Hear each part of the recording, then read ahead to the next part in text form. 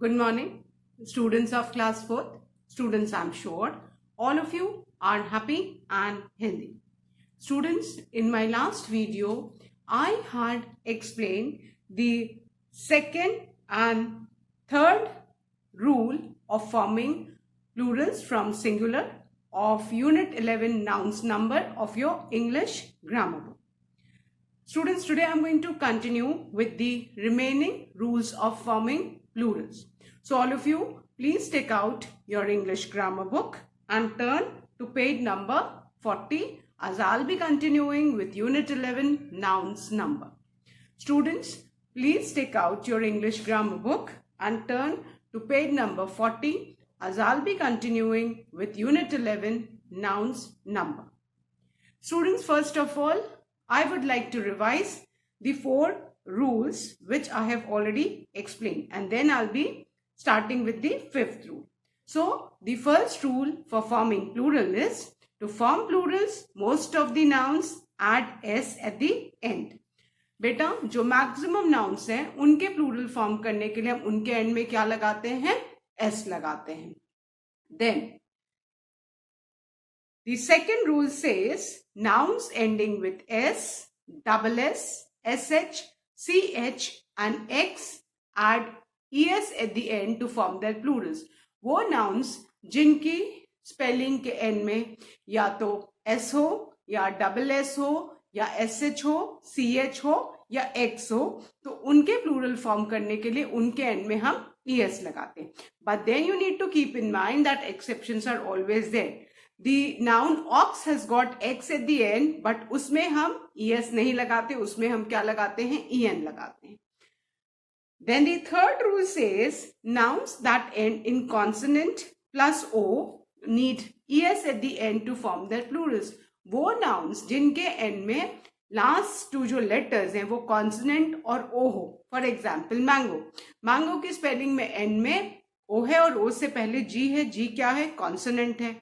तो अगर कॉन्सोनेंट और ओ से हमारा कोई भी नाउन एंड करता है तो उसका प्लूरल फॉर्म करने के लिए हम उसमें एंड में es लगाते हैं. But here again exceptions are there. If you take the word photo और पियानो, है ना, let's take the 2 words photo and piano.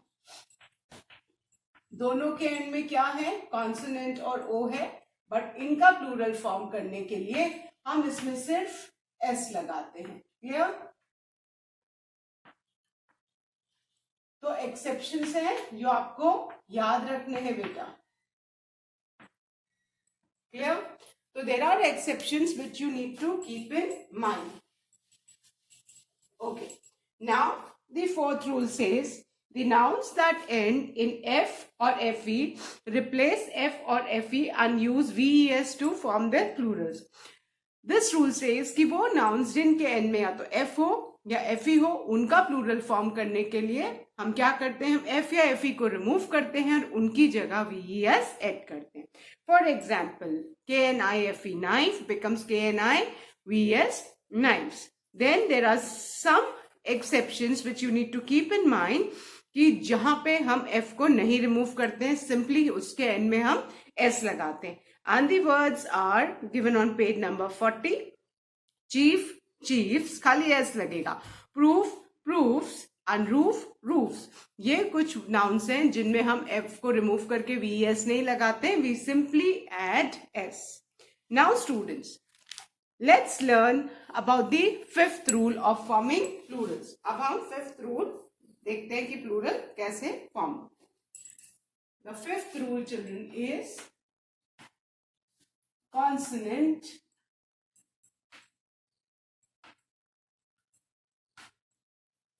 plus y, consonant plus y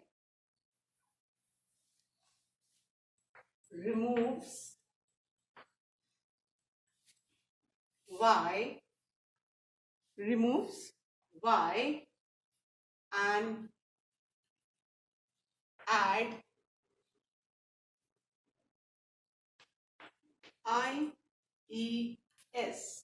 अब ये रूल क्या कहता है कि वो नाउन्स जिनके एंड में consonant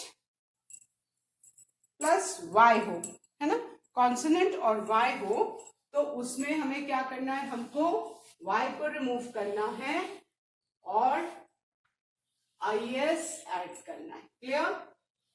now let's look at the examples. Singular,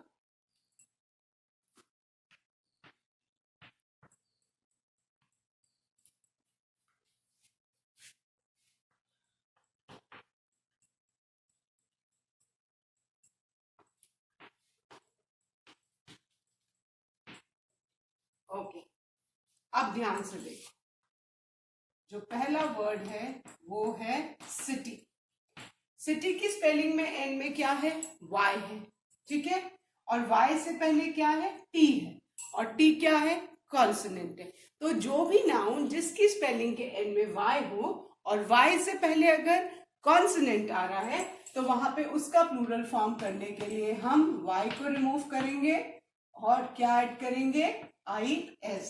so city क्या हो गया, cities. Then the next example is lady. Look at the spelling of lady. Lady has got Y at the end and before Y comes D, which again is a consonant. So we'll be removing the Y and replacing it with IES. Ladies. So what does this rule says? Ki nouns which end with consonant plus Y to form their plurals, what are we supposed to do? We need to remove this Y and add IES. कब ऐसा कब करेंगे हम, जब इसके आगे consonant होगा.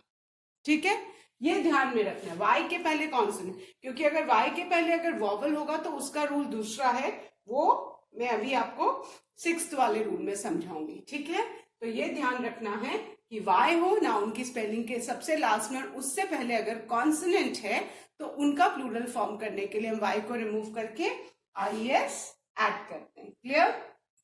Now, the third word is diary. Look at the spelling of diary. Diary की spelling में N में Y है and Y से पहले क्या है, R है. R again is a consonant. So what does the rule says? In such case, we are going to remove the Y and add IES. Yeah. So diary का क्या हो गया, diaries. Clear? Then look at the next word, that is family. The spelling of family again has got Y at the end and before Y is L, which again is a consonant. So to form its plural, what are we supposed to do? We need to remove the Y and add IES. तो क्या हो गया, families. Yeah? So I hope अभी ये समझ में आया है कि all the nouns which end with Y but they've got consonant before Y, what are we supposed to do? We need to remove the Y and add IES to form their plurals. Now, the next example is of candy. Toffee को candy भी बोलते हैं, पता है ना, sugar की होती है ना, there is no milk, only sugar plus flavour से जो बनता है दैट इज कैंडी, और जो मिल्क जिसमें ऐड होता है that is toffee. Now look at the spelling of candy. Candy के एंड में Y है और Y से पहले D है. D क्या है, कॉन्सोनेंट है. तो इसका प्लूरल फॉर्म करने के लिए हम क्या करेंगे, will remove the Y and add IES, candies. Clear? Now the next word is butterfly.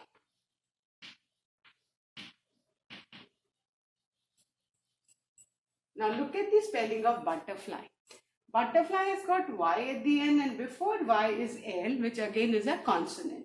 So to form its plural, what are we supposed to do? We need to remove the Y and add IES. Clear?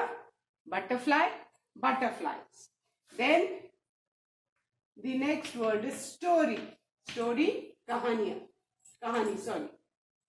and इसका plural form करने के लिए क्या करेंगे, because Y के पहले R है which again is a consonant, so we'll remove the Y and we'll replace it with IES. Story, stories. Then the next example is duty. Look at the spelling of duty. Duty again has got y at the end, and before y is t, which again is a consonant. So how are we going to form the plural? We'll remove the y and replace it with is. Clear? और ये कब करेंगे? जब y के पहले consonant. So ये rule सब लोग लर्न करो. All those nouns जिनकी स्पेलिंग के एंड में y है and y से पहले अगर consonant है तो हम उसका प्लूरल फॉर्म करने के लिए y को रिमूव करेंगे और क्या करेंगे? is से रिप्लेस करेंगे. So let's revise the examples.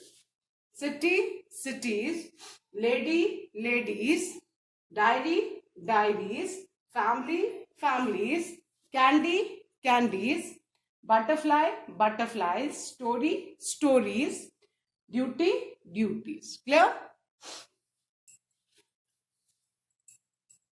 Now let's look at the next rule. Rule number 6.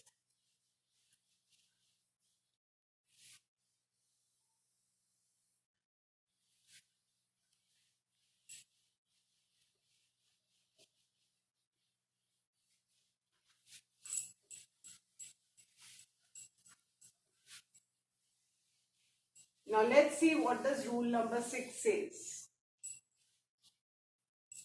Rule number 6 says vowels, vowel plus y adds s.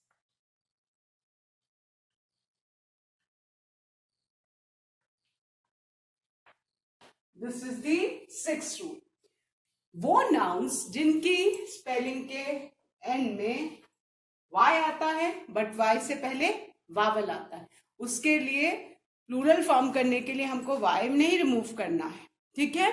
उसमें हमें सिंपली s ऐड करना है. Now look at these two words. अभी कुछ नहीं करना है, यहाँ पे समझना है. एक वर्ड है स्टोरी. ठीक है? स्टोरी कहानी सबको पता है. और दूसरा वर्ड है स्टोरी, STOREY. अभी इन दोनों वर्ड्स में आप डिफरेंस समझो, है ना. स्टोरी मतलब कहानी और STOREY स्टोरी मतलब मकान की मंजिल. हम कहते हैं ना एक मंजिला मकान है, 2 मंजिला मकान है, 3 मंजिला मकान है, या इस मकान में बिल्डिंग में बहुत सारी मंजिल है. और मंजिल को इंग्लिश में जो कहते हैं ना 1 floor, 2nd floor, 3rd floor, 5th floor, तो जो मंजिल है उसको इंग्लिश में स्टोरी कहते हैं. आपने सुना है ना मल्टी स्टोरी बिल्डिंग में, I live in a multi storey building, my friend has got a flat in a multi storey building. तो ये मल्टी स्टोरी क्या है? ये वाला स्टोरी है. दैट मीन्स कि उस बिल्डिंग में बहुत सारी स्टोरीज हैं. तो दिस इज द डिफरेंस. ये स्टोरी मतलब कहानी होती है और ये स्टोरी मतलब मंजिल. Now look at the spelling. इस स्टोरी के एंड में भी y है, इस स्टोरी के एंड में भी y है. बट फर्स्ट वाली जो स्टोरी है कहानी, इसके स्पेलिंग में y के पहले r है और r क्या है? कॉन्सोनेंट है. ठीक है? वेयर एज जो मंजिल वाली स्टोरी है इसके एंड में y है प्लस इसके पहले e है और e क्या है? वावल है. सबको पता है 26 अल्फाबेट्स में से 5 वावल्स है, रिमेनिंग आर दी कॉन्सोनेंट. अब हमने रूल में क्या सीखा है कि जहां पे कॉन्सोनेंट होगा वहां पे हम क्या कर देंगे? y को हटा के is कर देंगे, जहां पे y से पहले कॉन्सोनेंट है. अब रूल नंबर 6 क्या कहता है बेटा? कि जहां पे नाउन की स्पेलिंग में n में y है और y से पहले अगर वावल है तो वहां पे आपको कुछ नहीं करना है, बस वहां पे आपको y के बाद आपको s लगा देना है. क्लियर? अभी सबको डिफरेंस समझ में आया? जहां पे वो नाउन्स जिनकी स्पेलिंग के एंड में y है, ठीक है, y से पहले अगर कॉन्सोनेंट है ना, यहाँ पे r कॉन्सोनेंट है तो हमने y को रिमूव किया और is ऐड किया. Where is all the nouns which have got y at the end but before y there is a vowel. So vowel जहां पे है वहां पे हमको y नहीं रिमूव करना है, वहां हमको उसका प्लूरल फॉर्म करने के लिए सिंपली s ऐड करना है. This has to be understood. y से पहले कॉन्सोनेंट है तो y रिमूव होके is होगा to form the plural, and y से पहले अगर वावल है तो simply we need to add s. Okay. Now अब इसके हम एग्जाम्पल्स देखते हैं. The first word is ray. कहते हैं ना रे ऑफ लाइट. अब look at the spelling of रे. रे की स्पेलिंग के एंड में वाई है और वाई से पहले क्या है बेटा? वाई से पहले ए है. वाई से पहले ए है. ए क्या है? वावल है. सबको पता है ना, there are 5 vowels, A E I O U. तो वावल है, तो इसका प्लूरल फॉर्म करने के लिए हम सिंपली इसमें क्या ऐड कर देंगे? एस ऐड कर देंगे. क्या?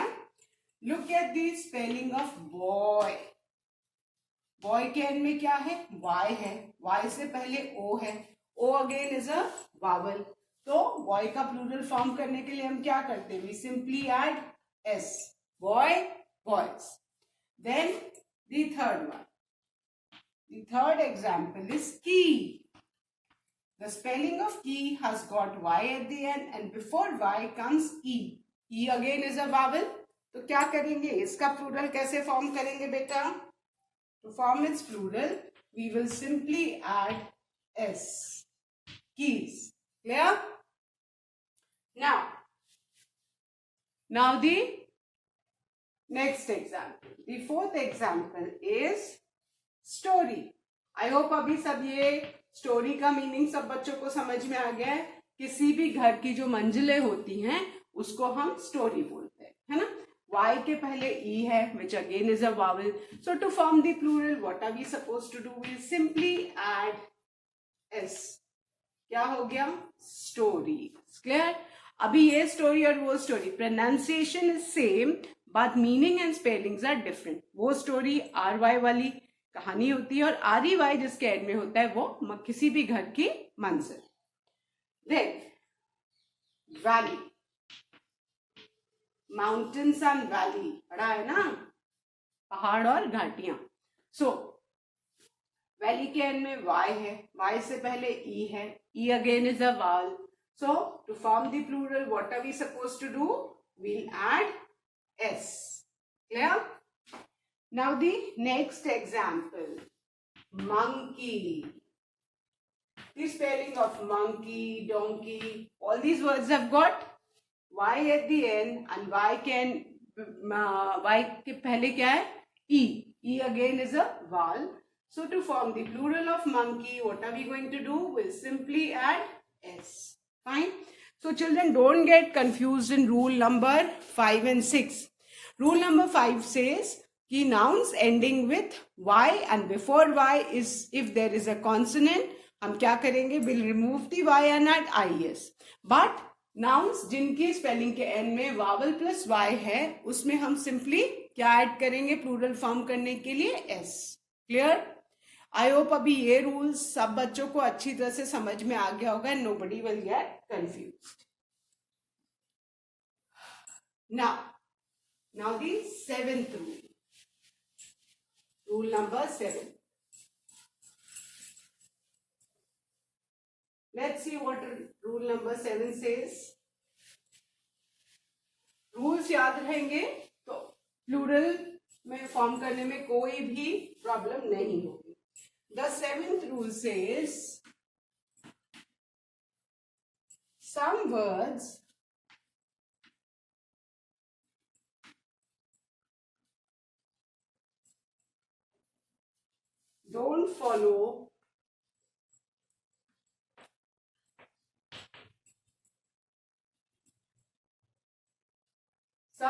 don't follow such rules. अब कुछ ऐसे लैंग्वेज में वर्ड्स हैं जो कोई भी रूल नहीं फॉलो करते. ठीक है, ये हमको याद रखना. ठीक है, अब वो वर्ड्स अपना प्लूरल कैसे फॉर्म करते हैं? Let's see. Look at the word man. सबको पता है एक आदमी को हम मैन बोलते हैं. अब मैन का प्लूरल क्या होता है? That is MEN, man. ये कोई रूल फॉलो नहीं करता. इसका प्लूरल इज एंटायरली डिफरेंट. तो ये आपको याद रखना है. Man, MAN, man. The pronunciations are same, but the spelling is different. Remember children, MAN, man means one person, एक कोई मेल आदमी. and men men means more than one male persons. Clear? Pronunciation same है, spelling different है. Whereas the second example is woman. अब बेटा यहाँ पे आपको थोड़ा समझना है. जब हम किसी एक औरत के बारे में बात करेंगे तो WOMAN लिखेंगे and this is pronounced as woman. वो बोलेंगे इसको, क्या बोलेंगे? woman. ठीक है? Whereas जब इसका प्लूरल होगा तो that is WOMEN, और जब प्लूरल हो जाएगा तो हम इसको women बोलेंगे. जब इसमें ई लग जाएगा, प्लूरल हो जाएगा, तो this will be pronounced as women. women, woman. ये ध्यान रखो, स्पेलिंग भी डिफरेंट है and pronunciation is also different. Singular is pronounced as woman and plural is pronounced as women. I'll be asking in your online classes, children. Please pay attention. WOMAN women होता है और WOMEN women होता है. Clear? So woman, women, woman, women, woman, women. Clear? जहां ई आएगा तो यहाँ पे वी हो जाएगा, जहां ए रहेगा वहां पे वो रहेगा. Women, women. Clear? Now the next noun is child. Child का प्लूरल क्या होता है? Children. Child, children. So ये कुछ nouns हैं जो कोई रूल फॉलो नहीं करते हैं. They have an entirely different plural. Then the fourth word is ox. As we have learned in rule number 2 कि वो nouns जिनके एंड में एस हो, एक्स हो, डबल एस हो, एस एच हो, सी एच हो, उनके प्लूरल्स फॉर्म करने के लिए ईएस लगाते हैं. बट ऑक्स के एंड में भी बेटा एक्स है, बट इसका plural is oxen, not oxes. So ये अब आपको ये जो वर्ड्स हैं बाय हार्ट लर्न करने पड़ेंगे. Then the next word is foot. Foot हम एक पैर को बोलते हैं, और जब हमारा एक से ज्यादा होगा तो क्या हो जाएगा? फीट. Foot, feet. ठीक है? ये पैर का भी होता है, मेजरमेंट में भी कहते हैं ना 1 foot to 3 feet. सो दो जगह ये इसके दो मीनिंग है. Then the sixth word is louse. अब बहुत सारे बच्चों को लाउस का मीनिंग नहीं पता है. एट टाइम्स आपके सिर में जू पड़ जाती है and you scratch your head, isn't it? So जो जू होती है, एक जू को इंग्लिश में हम लाउस बोलते हैं, और एक से ज्यादा होगी so we'll pronounce it as lice. Louse, lice. Then let's look at the next word, that is mouse. Mouse चूहा, एक चूहा, और इसका प्लूरल क्या होगा? माइस. क्लियर?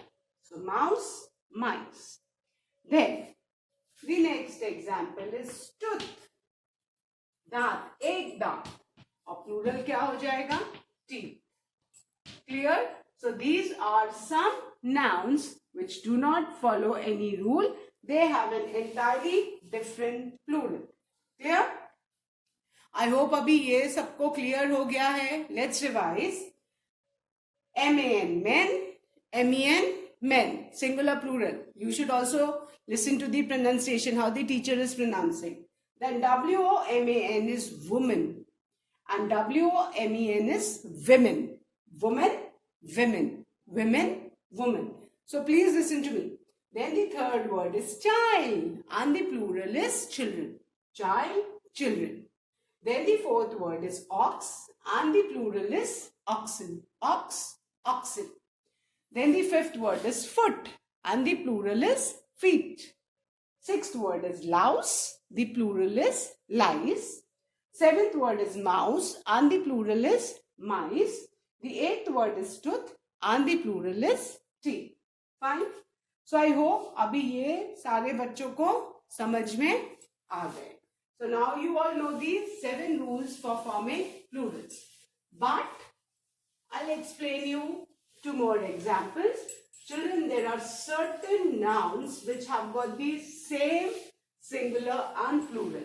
कुछ nouns होते हैं बेटा जिनका जो plural होता है वो भी same होता है और singular भी same होता है, which do not have a different plural forms. अब let's take the word sheep. Sheep का प्लूरल बेटा वो शीप ही होता है, ठीक है, ये याद रखना आपको, ठीक है। हम कभी भी शीप्स में बोलते हैं, एक शीप हो तो भी शीप, कई सारी शीप हो तो भी शीप। तो शीप एक वर्ड है जिसका सिंगुलर भी शीप है और प्लूरल भी शीप है। The next example is fish. Fish, generally fish का प्लूरल भी फिश होता है। जैसे अब सपोज बहुत सारी आपको सेम गोल्डन फिश है, ठीक है, तो अगर सेम वैरायटी की अगर एक जैसी है तो उसको हम फिश ही बोलेंगे। बट सपोज कुछ कैट फिश है, कुछ गोल्डन फिश है, अलग अलग वैरायटी की फिश है, तब हम फिश का प्लूरल फिशेस करेंगे।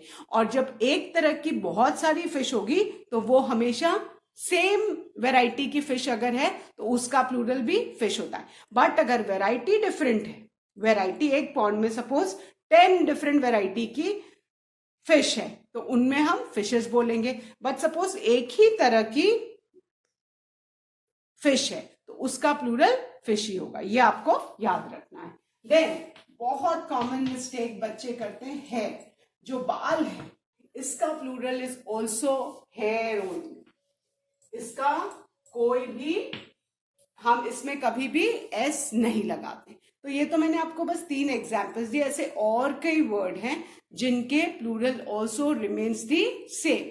कभी भी आप शीप का शीप्स नहीं बोलेंगे, कभी भी आप फिश का फिशेस कब करेंगे, जब वैरायटी फिशेस की होगी तब हम फिशेस लिखेंगे। जब एक तरह की सेम वैरायटी की बहुत सारी फिश होगी तो उसका प्लूरल फिश ही होगा। फिर जो हमारे जो हेयर हैं इनका प्लूरल भी हेयर ही होता है। सो अभी ये मैंने आपको कुछ एग्जाम्पल्स दिए हैं जो आपको याद रखने बेटा, क्लियर। इनका singular and plural remains the same. So I hope अभी सारे बच्चों को ये रूल्स अच्छे से समझ में आ गए। टोटल कितने रूल्स हैं? 7 रूल्स हैं, है ना, 7 रूल्स हैं। Now let's revise all these 7 rules once again before I start the exercise.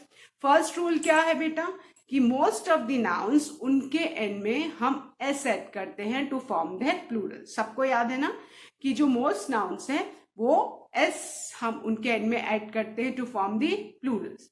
Now what is the second rule? The second rule says वो nouns जिनकी spelling के end में s हो, double s हो, SH हो, CH हो या X हो, उनके प्लूरल फॉर्म करने के लिए हम उनके एंड में ES लगाते हैं।